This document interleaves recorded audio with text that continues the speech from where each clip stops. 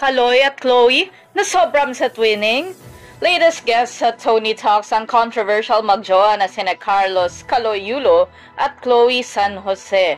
Kapansin-pansin na bukod sa kanilang sky blue outfits, meron silang matingkad na pulang lipstick. No hate kay Kaloy, but pagkakamala mo siyang sasali ng Drag Race Philippines, mas mapula pa ang labi niya sa host ng show na si Tony Gonzaga.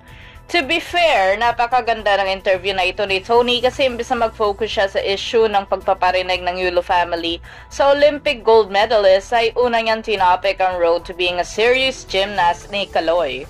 2007 pala nag-start ito sa May Manila Zoo, pero breakdancing ang inaral niya specifically, yung pagtatumbling hanggang may nakadiscover ng potential ng batang Kaloy at sinabihan ng lolo nito na subukan nga ang gymnastics.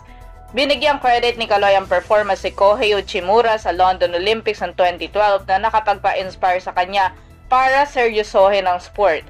Dahil nga walang formal training nang magkaroon na siya ng Japanese coach noong 2013, ay kinailangan niyang aralin ng basics para may matibay na foundation ang mga galaw niya. 2020, kumatok ang tadhana dahil nang bisitahin ni Chloe at ng kanyang family ang Philippines, ay lumitaw sa Twitter, which is X na ngayon, feed niya si Kaloy, kaya nga napamessage siya. Aminado si Kaloy na may dating din si Chloe sa kanya, kaya in-stalk niya ito sa Instagram at finalo. Nung time naman yun, hindi naman ako naghahanap, tas biglang dumating, chika niya.